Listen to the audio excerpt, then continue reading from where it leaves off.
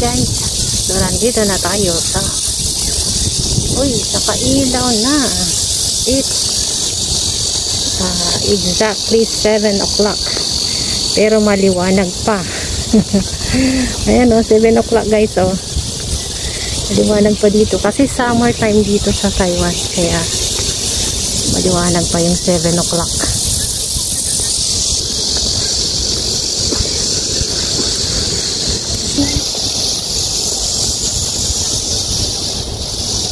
Ayan guys, pero nakailaw na yung mga tawag dito, mga poste. Ayan, nandito tayo. Ayan, maliwanag pa ang alas 7. Ayan ang relo ko guys, 7 o'clock. Hindi siya nagsisinungaling, pero maliwanag pa. Hindi pa madilim. Ayan, nandito na tayo sa bridge na walang ilog. Hindi ilog, may ilog dyan. Sa kabila nito may ilog dyan pero dito matatanaw natin yung playground. Ayan ang playground at ayun may moon. Parang moon.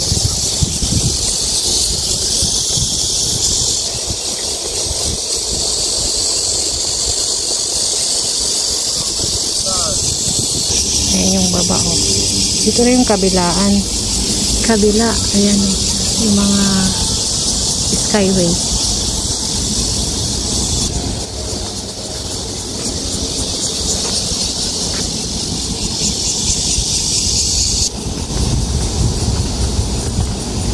Hindi ganun kalalim yung ilog, kukunti lang yung tubig.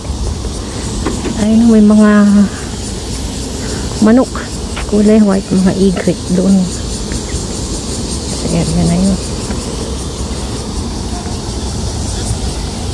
Dito na tayo sa andito na tayo sa taas,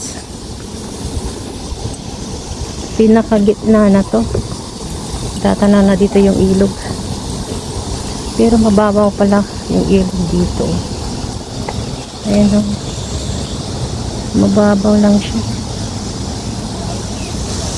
Ayan, dito na tayo.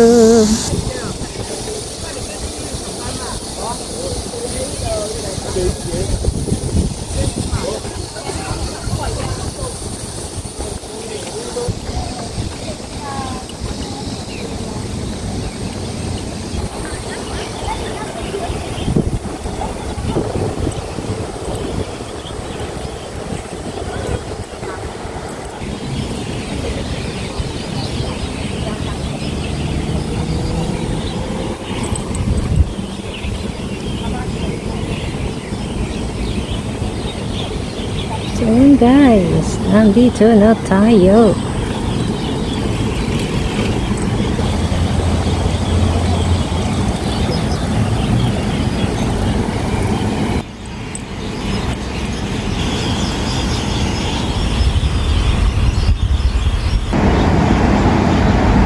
Dito naman sa area na to, hindi pwedeng mag-bike.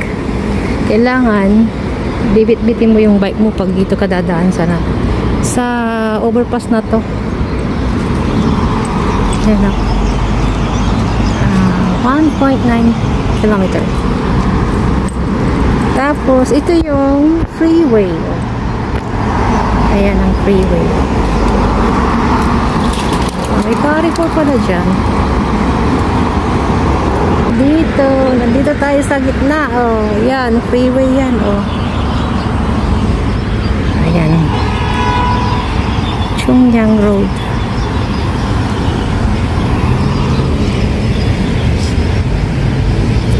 So, ayun yung bridge. Ayun yung bridge.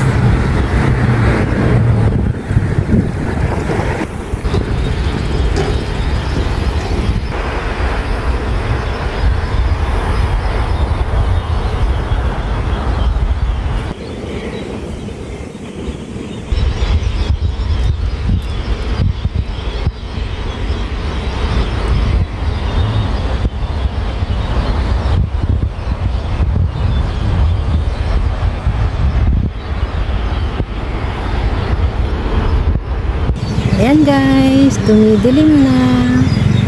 Mas kitang-kita siya pagka madilim na yung paligid. Yung mga ilaw dito. Kanina hindi pa siya masyado makita eh. Anong oras na ba? 7:10. Oh, 7:10. Dumidilim na siya. Ayan guys, pabalik na ako ng bahay. 7:15. So, nag-walking ako ng 15 minutes.